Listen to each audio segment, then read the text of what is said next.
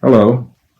For those of you who don't know me, I'm Dr. George Hogenson, a member of the Chicago Society of Jungian Analysts and formerly Vice President of the International Association for Analytical Psychology.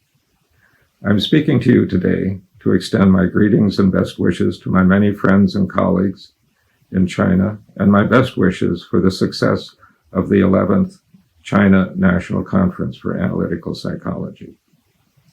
I deeply regret that I'm unable to travel in person to join you for this conference, and I look forward to the opportunity in the not too distant future to once again make that journey, to participate in training, lecturing, and indeed, this conference.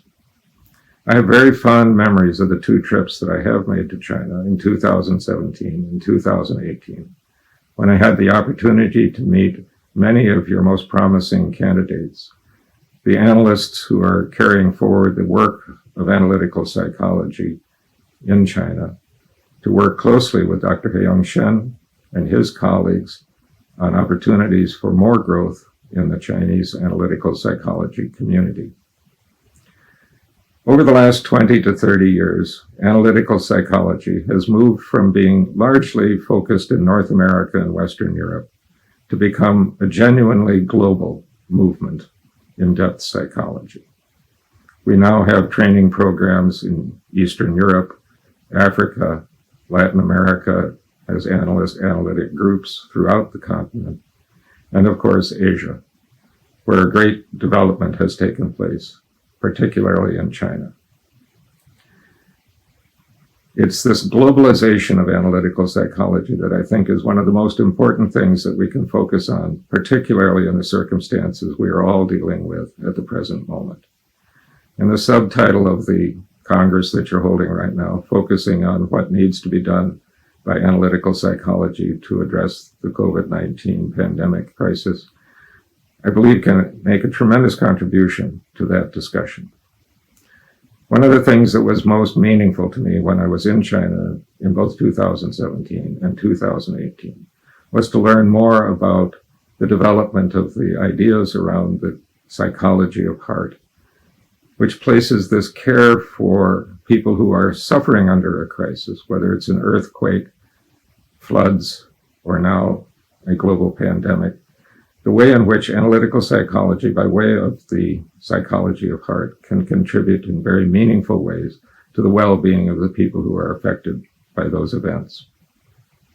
There's a depth to that approach to thinking about psychology that gives a deeper sense of meaning to the entire enterprise of analytical psychology. I hope that the conference will be able to address some of those issues and develop new and more insightful ways as you go along dealing with this unusual situation that we find ourselves throughout the world right now. I do hope that we will be able to work together again as we have in the past. There are many opportunities, as I think we're all realizing, to connect with one another by way of the internet and by way of video conferencing and things like that.